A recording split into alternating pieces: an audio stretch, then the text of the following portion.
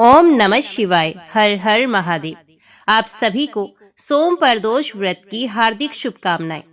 सोम प्रदोष व्रत हिंदू धर्म में विशेष रूप से भगवान शिव को समर्पित एक महत्वपूर्ण व्रत है।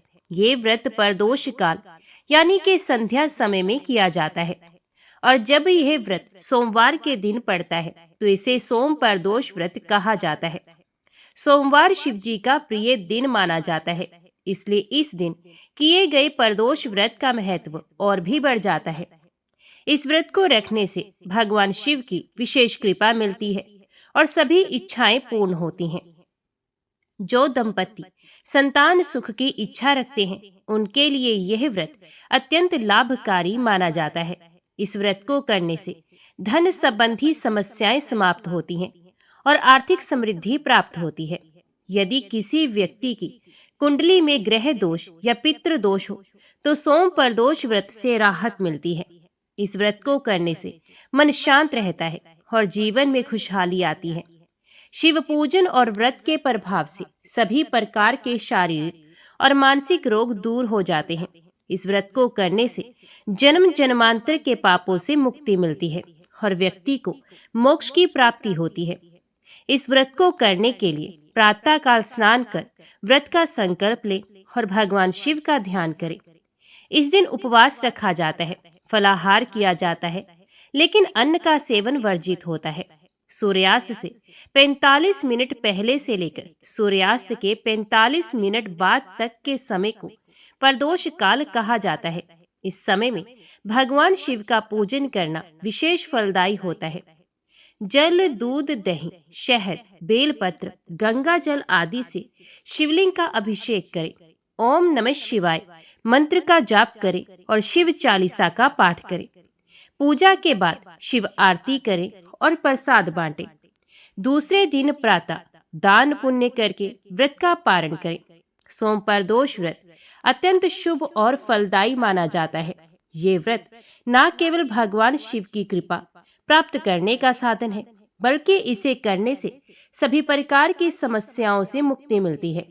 जो भी भक्त इस व्रत को श्रद्धा और भक्ति भाव से करता है उसे जीवन में सुख, समृद्धि और शांति प्राप्त होती है। एक बार ऋषि समाज द्वारा सर्व प्राणियों के हित में परम पावन भागीरथी के तट पर विशाल गोष्ठी का आयोजन किया गया। इस सभा में व्यास जी के परम शिष्य पुराण वेता सूत जी महाराज हरि कीर्तन करते हुए पधारे। सूत जी को आते देख शौनक आदि के 88,000 ऋषि मुनियों ने खड़े होकर उन्हें दंडवत प्रणाम किया। महाज्ञानी सूत जी ने भक्ति भाव से ऋषियों को हृदय से लगाया और उन्हें आशीर्वाद दिया। विद्वान ऋषिगण और सभी शिष्य आसन पर विराजमान हुए। मुनिगण श्रद्धा भाव से पूछने लगे कि हे परम दयालु, कली काल में शंकर की भक्ति किस आराधना द्वारा उपलब्ध होगी? कृपया हम लोगों को बताने की कृपा कीजिए, क्योंकि कलयुग के सर्व प्राणी पाप कर्म में रह रहकर वेद शास्त्रों से विमुख रहेंगे। हे मुनिश्रेष्ठ, कलयुग में सत्कर्म की ओर किसी की रुचि नहीं होगी। जब पुण्य क्षीण हो जाएंगे तो मनुष्य की बुद्धि बुरे कर्मों की ओर स्वयं प्रेरित होगी, जिससे दुर्विचारी पुरुष वंश सहित समाप्त हो जाएंगे। इस भूमंडल पर जो मनुष्य ज्ञानी होकर ज्ञान की शिक्षा नहीं देता, उस पर परम पिता परमेश्वर कभी प्रसन्न नहीं होते हैं। हे महामुने, ऐसा कौन सा व्रत है जिससे मनोवांछित फल की प्राप्ति होती है? कृपा करके बताइए। ऐसा सुनकर दयालु हृदय से सूत जी कहने लगे कि हे श्रेष्ठ मुनि और शौनक जी, आप धन्यवाद के पात्र हैं। आपके विचार प्रशंसनीय और सराहनीय हैं। आप वैष्णव अग्रगण्य हैं, क्योंकि आपके हृदय में सदा परहित की भावना समाहित है। इसलिए हे शौनकादि ऋषियों, सुनो, मैं उस व्रत के बारे में बताता हूँ जिसे करने से सभी पापों से मुक्ति मिलती है। धन वृद्धि, दुख विनाशक, सुख प्राप्त कराने वाला, संतान देने वाला और मनोवांछित फल की प्राप्ति कराने वाला व्रत होता है। यह व्रत तुमको सुनाता हूँ, जो किसी समय भोलेनाथ ने सती जी को सुनाया था और उनसे प्राप्त ये परम श्रेष्ठ उपदेश मेरे पूज्य गुरु जी ने मुझे सुनाया था, जिसे समय पाकर आपको मैं शुभ बेला में सुनाता हूँ।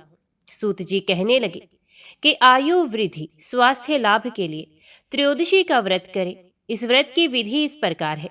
सुबह स्नान कर निराहार व्रत करे, शिव जी का ध्यान करे, शिव मंदिर में जाकर भोलेनाथ की पूजा करे। पूजा के बाद त्रिपुंड तिलक धारण करे, शिवलिंग पर बेल पत्र चढ़ाए, धूप दीप और अक्षत से पूजा करे, शिव जी को ऋतु फल अर्पित करे, ओम नमः शिवाय मंत्र का रुद्राक्ष की माला से जप करे, ब्राह्मणों को भोजन कराएं और सामर्थ्य के अनुसार दान दक्षिणा दें। इसके बाद मौन व्रत रखें। व्रती को सत्य बोलना है। इस व्रत में हवन आहुति भी देनी चाहिए। शौनक आदि ऋषि बोले, हे पूज्यवर, आपने यह बताया कि यह व्रत परम गोपनीय, मंगलप्रद और कष्ट निवारक है। कृपया ये बताने का कष्ट करें कि यह व्रत किसने किया और उसे क्या फल प्राप्त हुआ। श्री सूत जी बोले, आप शिव के परम भक्त हैं। आपकी भक्ति देखकर मैं व्रती पुरुषों की कथा कहता हूँ। एक गांव में अति दीन ब्राह्मण निवास करता था। उसकी पत्नी परदोष व्रत किया करती है और उसका एक पुत्र था।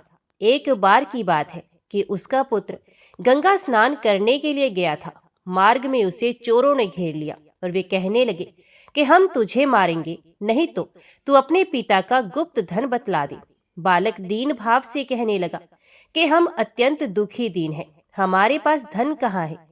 चोर फिर कहने लगे कि तेरे पास पोटली में क्या बंधा है। बालक ने उत्तर दिया कि मेरी माता ने मुझे रोटी बनाकर बांध कर दी है। दूसरा चोर बोला कि भाई, ये तो अति दीन दुखी हृदय है, इसे छोड़ दो। बालक इतनी बात सुनकर वहां से जाने लगा और एक नगर में पहुंचा। नगर के पास एक बरगद का पेड़ था। बालक थककर वहां बैठ गया और पेड़ की छाया में सो गया। उस नगर के सिपाही चोरों की खोज कर रहे थे और वे बालक के पास आ गए। सिपाही बालक को चोर समझकर राजा के पास ले गए और राजा ने उसे कारावास की आज्ञा दे दी। उधर बालक की मां शंकर जी का परदोष व्रत कर रही थी। उसी रात राजा को स्वप्न आया कि यह बालक चोर नहीं है, सुबह होते ही छोड़ दो, नहीं तो आपका राज्य वैभव जल्दी ही नष्ट हो जाएगा। रात समाप्त होने पर राजा ने उस बालक से पूरी कहानी पूछी और बालक ने सारी कहानी सुनाई। बालक की बात सुनकर राजा ने सिपाही को भेजकर माता पिता को बुलवा लिया। राजा ने जब उन्हें भयभीत देखा तो कहा कि तुम लोग चिंता मत करो, तुम्हारा बालक निर्दोष है। हम तुम्हारी दरिद्रता देखकर 5 गांव दान में देते हैं। शिव की दया से ब्राह्मण परिवार अब सुखी रहने लगा। इस प्रकार से जो कोई इस व्रत को करता है उसे आनंद की प्राप्ति होती है। ओम नमः शिवाय। हर हर महादेव। विदर्भ देश में सत्यरथ नाम से प्रसिद्ध एक राजा थे जो सब धर्मों में तत्पर, धीर, सुशील और सत्य प्रतीक थे। धर्म पूर्वक पृथ्वी का पालन करते हुए उनका बहुत सा समय सुखपूर्वक बीत गया। तदंतर शालव देश के राजाओं ने विदर्भ नगर पर आक्रमण करके उसे चारों ओर से घेर लिया। अपनी पूरी को शत्रुओं से घेरी हुई देख विदर्भ राज विशाल सेना साथ लेकर युद्ध के लिए आए। बलोमत शालव देश क्षत्रियों के साथ राजा का अत्यंत भयंकर युद्ध हुआ। शालवों की बहुत बड़ी सेना मारी गई, परंतु अंत में विदर्भ राज भी उनके हाथ से मारे गए। मंत्रियों सहित उस महारथी वीर राजा के मारे जाने पर मरने से बचे हुए सैनिक भाग खड़े हुए। उस समय विदर्भ राज सत्यरथ की एक पतिव्रता स्त्री अत्यंत शोकग्रस्त हो रात के समय राजभवन से निकलकर पश्चिम दिशा की ओर चली गई। वे गर्भवती थी। सवेरा होने पर धीरे धीरे मार्ग से जाती हुई उस साध्वी रानी ने बहुत दूर का रास्ता तय कर लेने के पश्चात एक स्वच्छ तालाब देखा और वे उसके किनारे शोभा पाने वाले एक छायादार वृक्ष के नीचे बैठ गई। भाग्यवश उसी निर्जन स्थान में वृक्ष के ही नीचे पतिव्रता रानी ने उत्तम गुणों से युक्त शुभ मुहूर्त में एक पुत्र को जन्म दिया। तत्पश्चात अत्यंत प्यास से व्याकुल हुई सुंदर अंगों वाली रानी जलाशय में उतरी। इतने में ही एक बड़े भारी ग्रह ने आकर उसे अपना ग्रास बना लिया। वे बालक पैदा होते ही माता पिता से हीन हो गया और भूख प्यास से पीड़ित हो उस सरोवर के किनारे जोर जोर से रोने लगा। वे नवजात शिशु जब इस प्रकार क्रंदन कर रहा था, उसी समय भाग्यवश वहां एक श्रेष्ठ ब्राह्मणी आ पहुंची। वे भी अपने 1 वर्ष के बालक को गोद में लिए हुए आई थी। ब्राह्मणी निर्धन और विधवा थी। घर घर भीख मांगकर जीवन निर्वाह करती थी। उसका नाम उमा था। उसी सती साध्वी ब्राह्मणी ने उस राजकुमार को देखा। उसे अनाथ की भांति क्रंदन करते देखकर उसके मन ही मन विचार किया, अहो, ये तो बड़े आश्चर्य की बात है। दिखाई दे रहा है कि ये नवजात शिशु जिसकी नाल भी अभी तक नहीं कटी यहाँ पड़ा हुआ है। इसकी माता कहाँ चली गई? ना इसका पिता है और ना कोई बंधु बांधव। ये दीन अनाथ बालक बिना बिस्तर के भूमि पर सो रहा है। ये चांडाल का पुत्र है या शूद्र का, वैश्य का बालक है या ब्राह्मण का, अथवा ये क्षत्रिय का शिशु है? इसका निश्चय कैसे किया जाए? मैं इस शिशु को उठाकर अपने सगे पुत्र की तरह अवश्य पालन कर सकती हूँ, परंतु ये किस कुल का है ये ना जानने के कारण इसे छूने का साहस नहीं होता। ये पतिव्रता ब्राह्मणी जब इस प्रकार कह रही थी, उसी समय कोई सन्यासी महात्मा वहां आ गए। वे ऐसे जान पड़ते थे मानो साक्षात शंकर हो। उन श्रेष्ठ भिक्षु ने उस स्त्री से कहा, ब्राह्मणी, खेद ना करो, हृदय की संशय वृत्ति दूर कर इस बालक की रक्षा करो, इससे तुम्हें शीघ्र ही परम कल्याण की प्राप्ति होगी। इतना कहकर वे दयालु भिक्षु तुरंत वहां से चले गए। उनके जाने के बाद ब्राह्मणी ने विश्वास पूर्वक उस बालक को लेकर अपने घर की ओर प्रस्थान किया। उस राजकुमार का ब्राह्मणी ने अपने बेटे के समान ही पालन पोषण किया। एक चक्रा नामक नगर में उस ब्राह्मणी का घर था। ये भिक्षा के अन्न से ही अपने पुत्र और राजकुमार को भी पालने लगी। ब्राह्मणों ने ब्राह्मणी के तथा राजा के भी पुत्र का संस्कार कर दिया।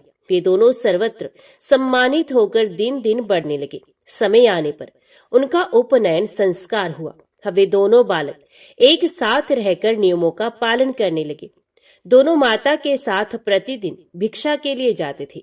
एक दिन वे ब्राह्मणी उन दोनों बालकों के साथ भीख मांगती हुई देव योग से देव मंदिर में गई। वहां बड़े बूढ़े ऋषि मुनि रहा करते थे।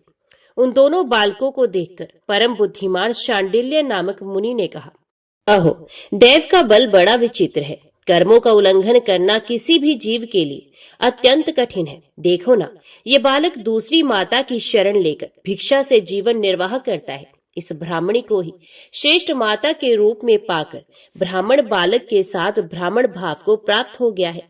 शांडिल्य मुनि का ये वचन सुनकर ब्राह्मणी को बड़ा विस्मय हुआ। उसने भरी सभा में मुनि को प्रणाम करके पूछा, ब्राह्मण, एक सन्यासी के कहने से मैं इस बालक को अपने घर ले आई हूँ। यद्यपि अभी तक इसके कुल का पता नहीं चला, तथापि मैं पुत्र की भांति इसका पालन पोषण करती हूँ। आप ज्ञान के नेत्रों से देखते हैं, अतः आपसे मैं ये जानना चाहती हूँ कि ये बालक किस कुल में उत्पन्न हुआ है और इसके माता पिता कौन है?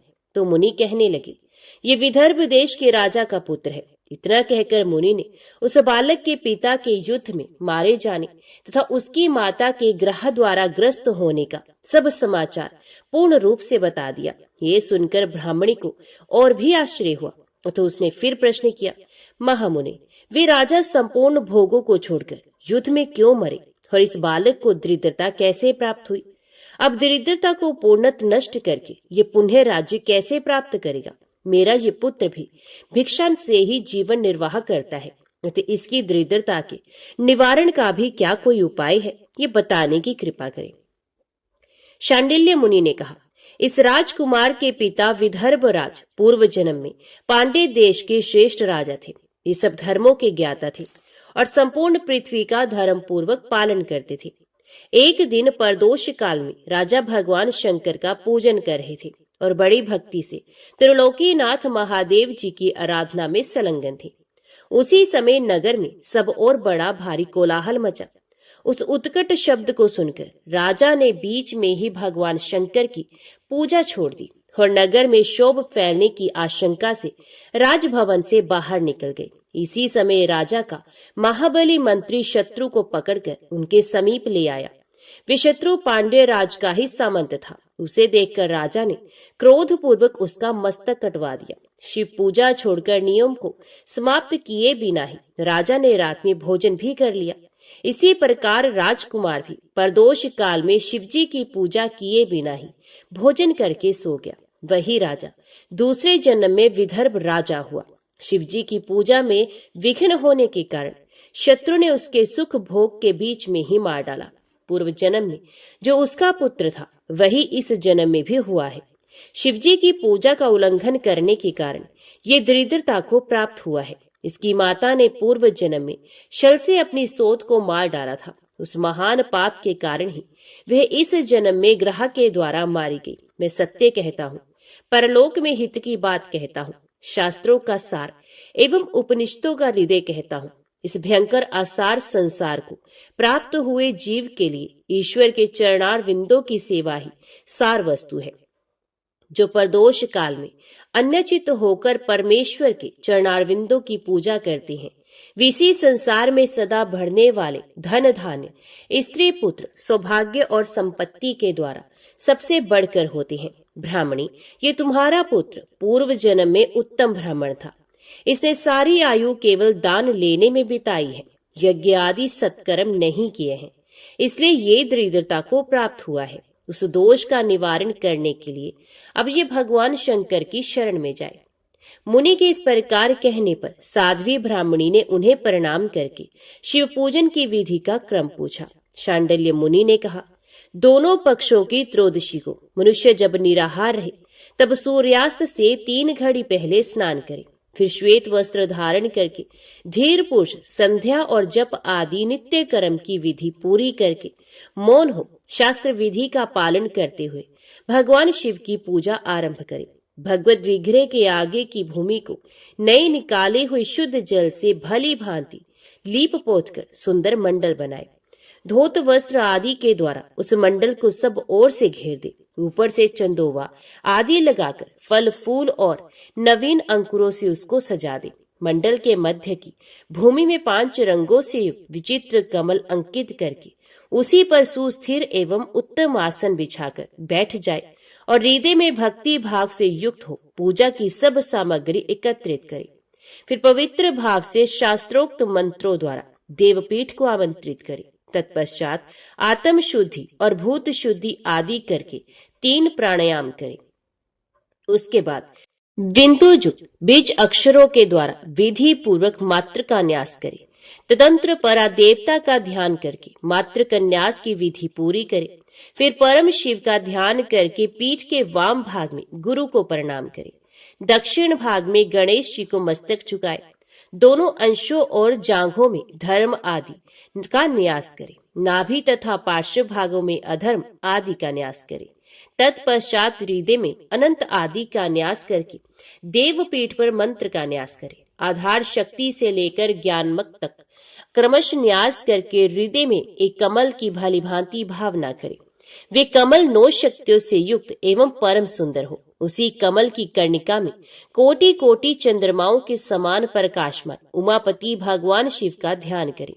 भगवान के 3 नेत्र हैं। मस्तक पर चंद्रमा का मुकुट शोभा पाता है। जटा जूट कुछ कुछ पीला हो गया है। उस पर रतन जटित किरीट सुशोभित है। उनके कंठ में नील चिन्ह है और अंग अंग से उदारता सूचित होती है। सर्पों के हार से उनकी बड़ी शोभा हो रही है। उनके एक हाथ में वरद और दूसरे में अभय की मुद्रा है। ये फरसा धारण करते हैं। उन्होंने नागों का कंकण, केयूर, अंगद तथा मुद्रिका धारण कर रखी है। वे व्याघ्र चर्म पहने हुए रतन में सिंहासन पर विराजमान है। उनके वाम भाग में गिरिराज नंदिनी उमा देवी का चिंतन करें। इस प्रकार महादेव जी तथा गिरिजा देवी का ध्यान करके गंध आदि से उनकी मानसिक पूजा करें। 5 वैदिक मंत्रों से गंध आदि द्वारा पूर्वोक्त 5 स्थानों में अथवा हृदय में पूजा करें। फिर मूल मंत्र से 3 बार हृदय में ही पुष्पांजलि दें। उसके बाद सिंहासन पर महादेव जी का पुनः पूजन प्रारंभ करें। पूजा के आरंभ में एकाग्रचित होकर संकल्प पड़े। तदंतर हाथ जोड़कर मन ही मन भगवान शिव का ध्यान एवं आवाहन करें। हे भगवान शंकर, आप ऋण, पातक, दुर्भाग्य और दरिद्रता आदि की निवृत्ति के लिए तथा संपूर्ण पापों का नाश करने के लिए मुझ पर प्रसन्न हो जाइए। मैं दुख और शोक की आग में जल रहा हूँ। संसार भय से पीड़ित हूँ। अनेक प्रकार के रोगों से व्याकुल और दीन हूँ।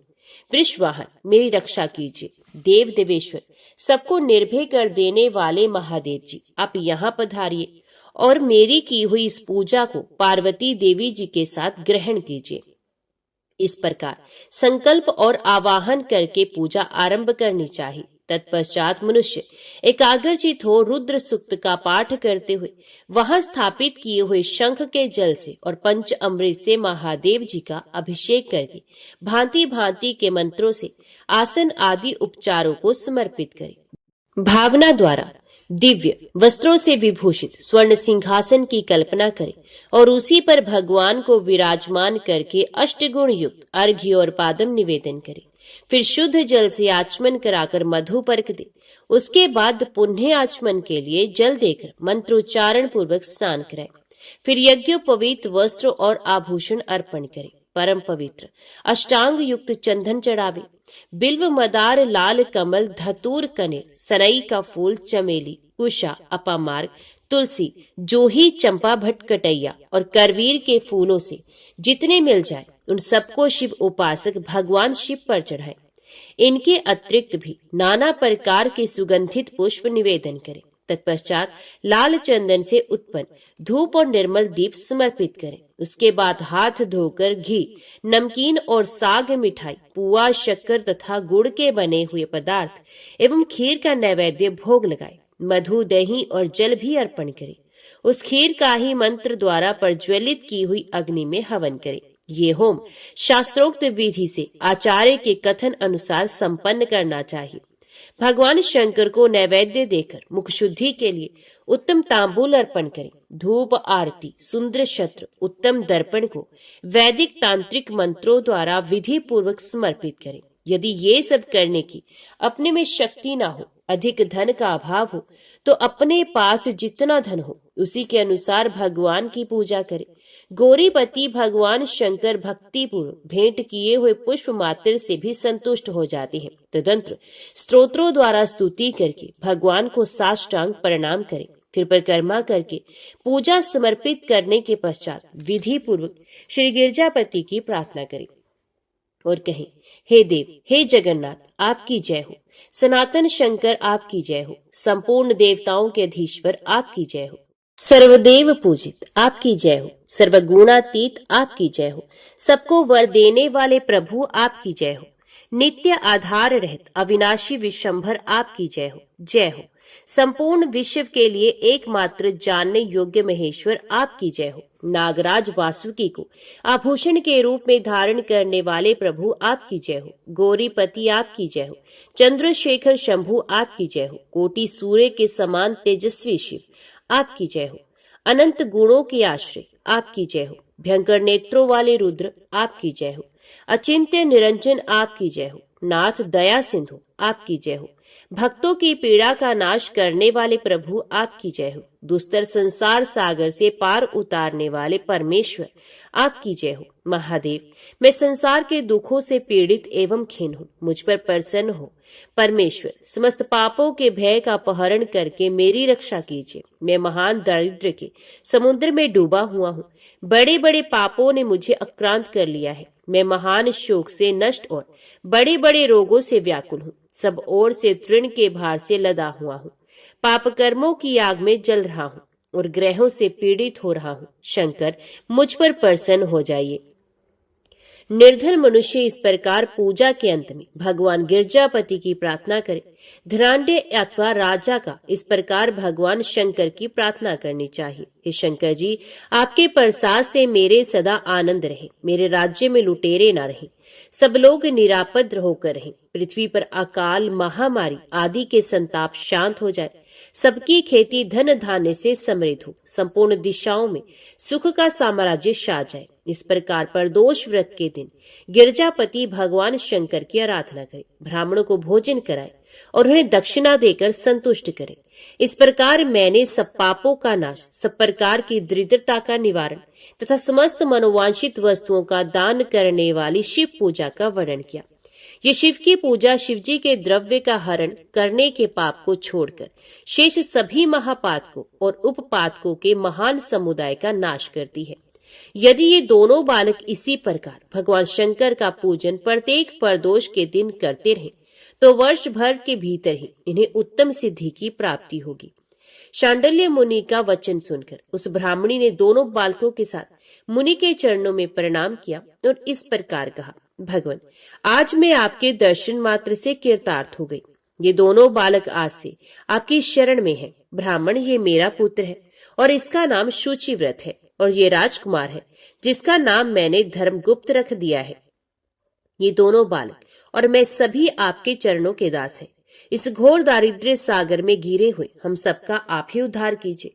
इस प्रकार शरण में आई हुई ब्राह्मणी को अमृत के समान मधुर वचनों द्वारा आश्वासन देकर मुनि ने उसके दोनों बालकों को भगवान शंकर के आराधन की मंत्र विद्या का उपदेश किया। तत्पश्चात दोनों बालक और ब्राह्मण मुनि की आज्ञा से वहां से चले गए। मुनिवर के उपदेश के अनुसार दोनों बालक प्रत्येक प्रदोष व्रत के दिन पार्वती वल्लभ शिव जी की आराधना करने लगे।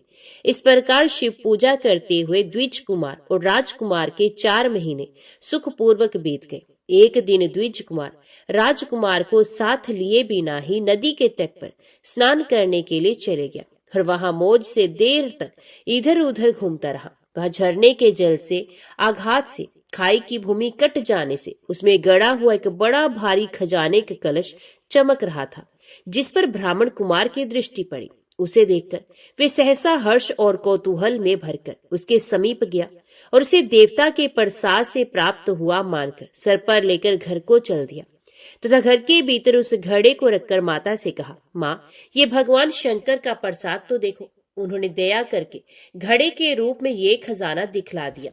तब उस पतिव्रता ब्राह्मणी ने राजकुमार को भी बुलाकर कहा, पुत्रो, इस खजाने के घड़े को तुम दोनों आपस में बराबर बराबर बांट लो। माता की बात को सुनकर ब्राह्मण के पुत्र को प्रसन्नता हुई, किंतु राजपुत्र ने उनसे कहा, माँ, ये तुम्हारे ही पुत्र के पुण्य से प्राप्त हुआ है, अतः मैं इस खजाने को बांटकर लेना नहीं चाहता। अपने पुण्य से प्राप्त हुए खजाने का ये स्वयं ही उपभोग करे, वे ही भगवान शंकर मुझ पर भी कृपा करेंगे। इस प्रकार प्रसन्नता पूर्वक भगवान शंकर की पूजा करते हुए उन दोनों कुमारों का उसी घर में 1 वर्ष व्यतीत हो गया। एक दिन राजकुमार उस ब्राह्मण कुमार के साथ वसंत ऋतु में वन में भ्रमण करने के लिए गया। कुछ दूर जाने पर उन्होंने सैकड़ों गंधर्व कन्याओं को परस्पर क्रीड़ा करते हुए देखा। उन्हें देखकर ब्राह्मण कुमार ने दूर से ही राजकुमार से कहा, यहाँ से आगे जाना उचित नहीं, क्योंकि उधर स्त्रियां विहार कर रही हैं। स्वच्छ अंतकरण वाले विद्वान पुरुष स्त्रियों का सामीप्य त्याग देते हैं। ये रमणीय छल करने वाली तथा वाणी द्वारा अनुन्य विनय करने में कुशल है। ये पुरुषों को अपनी दृष्टि मात्र से मोहित करती हैं। इसलिए अपने धर्म में तत्पर ब्रह्मचारी कभी स्त्रियों के समीप जाकर उनके साथ वार्तालाप ना करे। ऐसा कहकर ब्राह्मण कुमार लौट पड़ा और दूर जाकर खड़ा हो गया, किंतु राजकुमार अकेला ही निर्भय होकर स्त्रियों की उस क्रीड़ा स्थली की ओर चला गया। उन गंधर्व कन्याओं में से एक ने राजकुमार को आते देख मन ही मन कुछ विचार किया और सखियों से कहा, सहेलियों, यहाँ से थोड़ी ही दूर पर एक उत्तम वन है, जहाँ विचित्र चंपा, अशोक, पुन्नाग और वकुल आदि वृक्ष खिले हुए हैं। वहां जाकर तुम सब लोग फूल तोड़ो।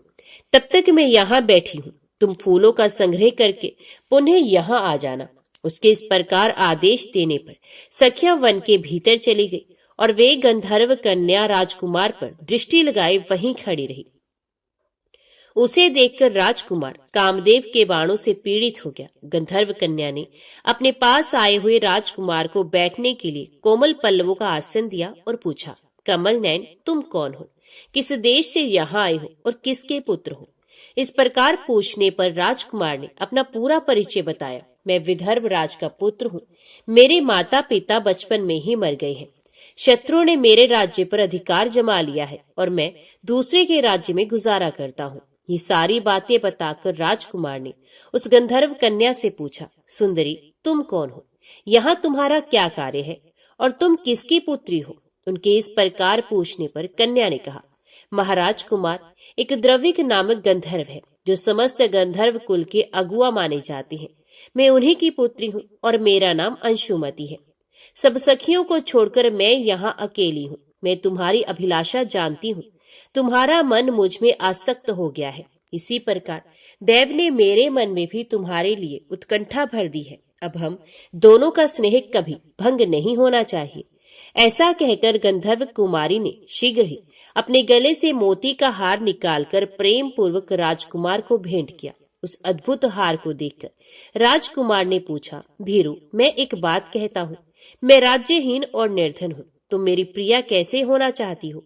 मूर्ख स्त्री की भांति पिता की आज्ञा का उल्लंघन करके अपनी इच्छा के अनुसार आचरण क्यों करती हो? ये सुनकर गंधर्व कन्या ने कहा, प्रियतम, आपका कहना ठीक है, मैं पिता की आज्ञा के विरुद्ध नहीं जाऊंगी। आप इस समय घर को पधारे और परसों प्रातः काल पुण्य यहीं दर्शन दीजिए, आपसे कुछ हमारा कार्य है। इतना कहकर वे गंधर्व कन्या अपनी सखियों के आ जाने से उनके साथ चली गई और राजकुमार भी हर्षपूर्वक ब्राह्मण कुमार के समीप लौट आया। उसने द्विज पुत्र से सब बातें बताई और उसके साथ घर को प्रस्थान किया। वहां पतिव्रता ब्राह्मणी को भी ये शुभ समाचार सुनाकर राजकुमार ने प्रसन्न किया तथा पूर्व निश्चित समय आने पर वे पुण्य द्विज पुत्र के साथ वन में गया। नियत स्थान पर पहुंचकर राजकुमार ने देखा गंधर्व राज और उनकी कन्या दोनों उपस्थित हैं। गंधर्व राज ने वहां आए हुए दोनों कुमारों का अभिनंदन किया और सुंदर आसन पर बिठाकर राजपुत्र से कहा, विदर्भ राजकुमार, मैं कल कैलाश पर्वत पर गया था। वहां मैंने पार्वती जी के साथ महादेव जी के दर्शन किए। देवेश्वर भगवान शिव करुणा रूपी अमृत के सागर है। उन्होंने मुझे बुलाकर सब देवताओं के समीप इस प्रकार कहा, पृथ्वी तल पर धर्मगुप्त नाम से प्रसिद्ध एक राजकुमार है जो इस समय अकिंचन है। उसका राज्य छिन गया है, शत्रुओं ने उसके देश को अपने अधिकार में कर लिया है। अब ये बालक अपने गुरु की आज्ञा से सदा मेरी आराधना में संलग्न रहता है। उसी के प्रभाव से आज उसके समस्त पितृ मेरे स्वरूप को प्राप्त हो गए हैं। गंधर्व श्रेष्ठ, तुम भी उस राजकुमार की सहायता करो। अब वे शत्रुओं को मारकर अपने राज्य सिंहासन पर आसीन हो जाएगा। महादेव जी के इस प्रकार आज्ञा देने पर मैं अपने घर को आया। यहाँ इस मेरी कन्या ने भी तुम्हारे लिए बहुत प्रार्थना की। ये सब परम दयालु भगवान शिव की प्रेरणा से ही हो रहा है। ऐसा समझकर मैं इस कन्या को साथ लेकर आया हूँ। अतः अपनी पुत्री अंशुमति को मैं तुम्हें पत्नी रूप में देता हूँ और भगवान शिव जी की आज्ञा से शत्रुओं को मारकर तुम्हें तुम्हारे राज्य पर बिठाऊंगा। अपने उस नगर में तुम अपनी इस धर्म पत्नी के साथ 10,000 वर्षों तक मनोवांछित सुख भोग कर अंत में भगवान शिव के लोक में जाओगे और वहां भी मेरी ये कन्या तुम्हारी ही सेवा में प्रस्तुत रहेगी। इस प्रकार कहकर गंधर्व राज ने उसी वन में राजकुमार के साथ अपनी पुत्री का विवाह कर दिया और दहेज में परम उज्ज्वल रत्न भार भेंट किए। चंद्रमा के समान चमकीली चूड़ामणि तथा दमकते हुए मोतियों के मनोहर हार दिए। दिव्याभूषण वस्त्र, स्वर्ण के बने हुए बहुत से सामान, 10,000 हाथी, 1,00,000 नीले घोड़े और हजारों सोने के बड़े बड़े रथ प्रदान किए। अंत में एक दिव्य रथ, इंद्र के धनुष के समान विशाल धनुष, सहस्रों अस्त्र शस्त्र, अक्षय बाणों से भरे हुए 2 तरकस, अभेद्य स्वर्णमय कवच तथा शत्रु का संहार करने वाली शक्ति समर्पित की। अपनी पुत्री की सेवा के लिए गंधर्वराज ने प्रसन्नचित्त होकर 5,000 दासियां दी। इतना ही नहीं, राजकुमार की सहायता के लिए उन्होंने अत्यंत उग्र गंधर्वों की चतुरंगणी सेना भी भेंट की। इस प्रकार परम उत्तम संपत्ति को पाकर राजकुमार अपनी मनोवांछित पत्नी के साथ बहुत प्रसन्न हुए। पुत्री का विवाह कराकर गंधर्वराज स्वर्गलोक में चले गए।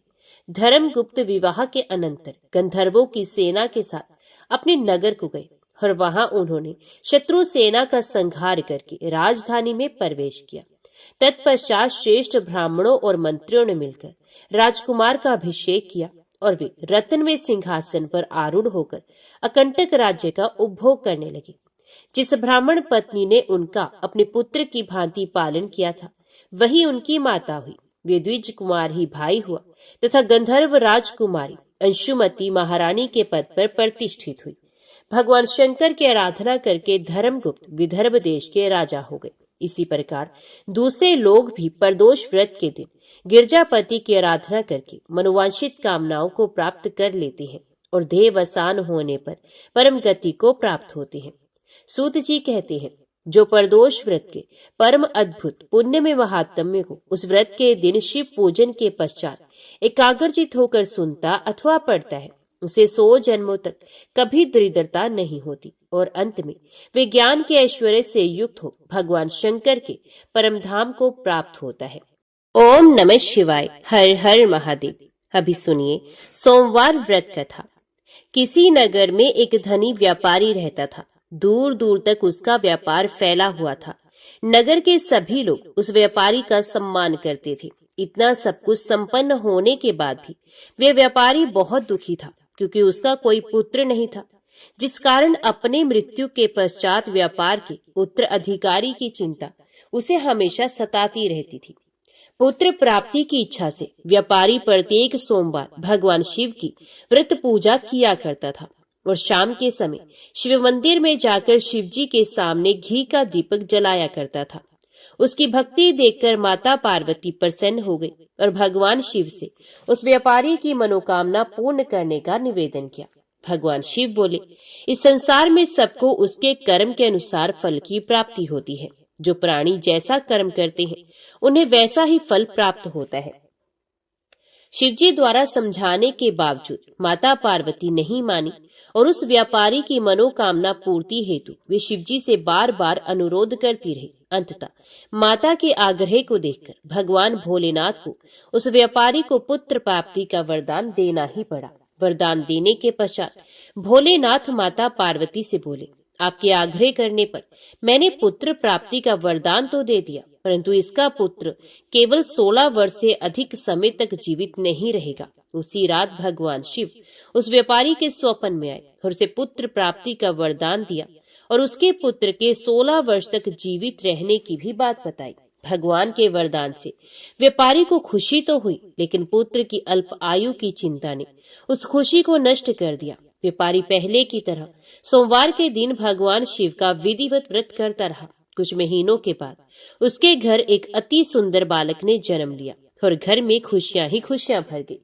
बहुत धूमधाम से पुत्र जन्म का समारोह मनाया गया, परंतु व्यापारी को पुत्र जन्म की अधिक खुशी नहीं हुई, क्योंकि उसे पुत्र की अल्प आयु के रहस्य का पता था। जब पुत्र 12 वर्ष का हुआ तो व्यापारी ने उसे उसके मामा के साथ पढ़ने के लिए वाराणसी भेज दिया। लड़का अपने मामा के साथ शिक्षा प्राप्ति हेतु चल दिया।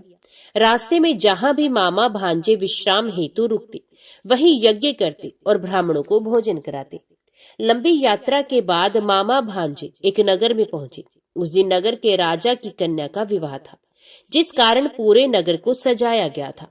निश्चित समय पर बारात आ गई, लेकिन वर का पिता अपने बेटे के एक आंख से काने होने के कारण बहुत चिंतित था। उसे भय था कि इस बात का पता चलने पर कहीं राजा विवाह से इनकार न कर दे, इससे उसकी बदनामी भी होगी। जब वर के पिता ने व्यापारी के पुत्र को देखा तो उसके मस्तिष्क में एक विचार आया। उसने सोचा, क्यों न इस लड़के को दूल्हा बनाकर राजकुमार से विवाह करा दूं। विवाह के बाद उसको धन देकर विदा कर दूंगा और राजकुमारी को अपने नगर ले जाऊंगा। वर के पिता ने लड़के के मामा से इस संबंध में बात की। मामा ने धन मिलने के लालच में वर के पिता की बात स्वीकार कर ली। लड़के को दूल्हे का वस्त्र पहनाकर राजकुमारी से विवाह करा दिया गया। राजा ने बहुत सारा धन देकर राजकुमारी को विदा किया। शादी के बाद लड़का जब राजकुमारी के साथ लौट रहा था तो वे सच नहीं छिपा सका और उसने राजकुमारी की ओढ़नी पर लिख दिया, राजकुमारी, तुम्हारा विवाह मेरे साथ हुआ है। मैं तो वाराणसी पढ़ने के लिए जा रहा हूँ और अब तुम्हें जिस नवयुवक की पत्नी बनना पड़ेगा वे एक आंख से काना है। जब राजकुमारी ने अपनी ओढ़नी पर लिखा हुआ पढ़ा तो उसने काने लड़के के साथ जाने से इनकार कर दिया। राजा को जब ये सब बातें पता चली तो उसने राजकुमारी को महल में ही रख लिया। उधर लड़का अपने मामा के साथ वाराणसी पहुंच गया और गुरुकुल में पढ़ना शुरू कर दिया। जब उसकी आयु 16 वर्ष की हुई तो उसने यज्ञ किया। यज्ञ की समाप्ति पर ब्राह्मणों को भोजन कराया, खूब अन्न वस्त्र दान किए। रात को वह अपने शयन कक्ष में सो गया। शिव के वरदान के अनुसार शयन अवस्था में ही उसके प्राण पखेरु उड़ गए। सूर्योदय पर मामा मृत भांजे को देखकर रोने पीटने लगा। आसपास के लोग भी एकत्रित होकर दुख प्रकट करने लगे। लड़के के मामा के रोने विलाप करने के स्वर समीप से गुजरते हुए भगवान शिव और माता पार्वती जी ने भी सुने। माता पार्वती ने भगवान शिव से कहा, प्राणनाथ, मुझे इसके रोने के स्वर सहन नहीं हो रहे हैं। आप इस व्यक्ति के कष्ट को अवश्य दूर करें। भगवान शिव ने माता पार्वती के साथ अदृश्य रूप में समीप जाकर देखा तो भोलेनाथ माता पार्वती से बोले, ये तो उसी व्यापारी का पुत्र है जिसे मैंने 16 वर्ष की आयु का वरदान दिया था। इसकी आयु पूरी हो गई है। माँ पार्वती ने फिर भगवान शिव से निवेदन कर उस बालक को जीवन देने का आग्रह किया। माता पार्वती के आग्रह पर भगवान शिव ने उस लड़के को जीवित होने का वरदान दिया और कुछ ही पल में वे जीवित होकर उठ बैठा। शिक्षा समाप्त करके लड़का मामा के साथ अपने नगर की ओर चल दिया। दोनों चलते हुए उसी नगर में पहुंचे जहां उसका विवाह हुआ था। उस नगर में भी यज्ञ का आयोजन किया। समीप से गुजरते हुए नगर के राजा ने यज्ञ का आयोजन देखा और उसने तुरंत ही लड़के और उसके मामा को पहचान लिया।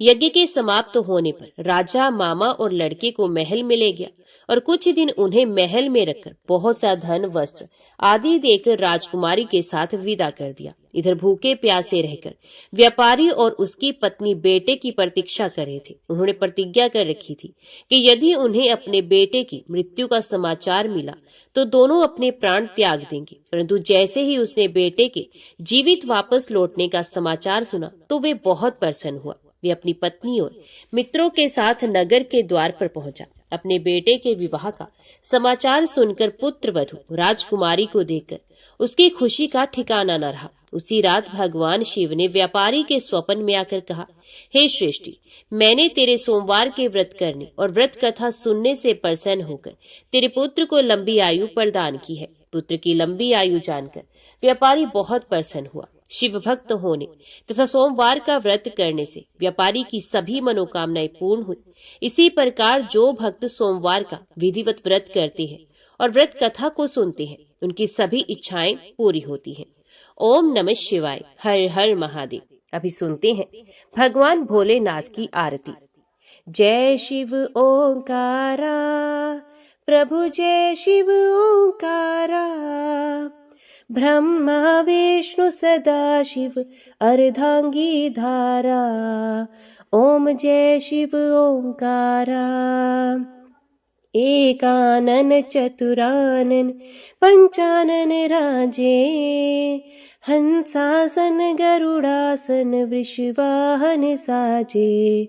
ओम जय शिव ओंकारा। दो भुज चार चतुर्भुज 10 भुज अति सोहे, त्रिगुण रूप निरखता त्रिभुवन जन मोहे। ओम जय शिव ओंकारा। अक्षमाला बनमाला रुंडमाला धारी, चंदन मृग मद सोहे भाले शशिधारी।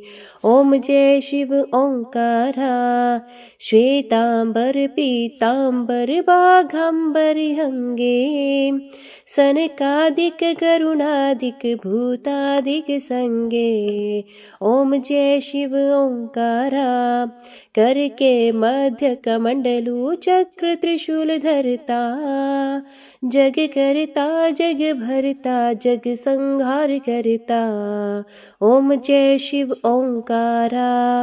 ब्रह्मा विष्णु सदा शिव जानत अविवेका, प्रणवाक्षर मध्य ये तीनों एका। ओम जय शिव ओंकारा। काशी में विश्वनाथ विराजत नंदी ब्रह्मचारी, नित उठ भोग लगावत महिमा अति भारी। ओम जय शिव ओंकारा।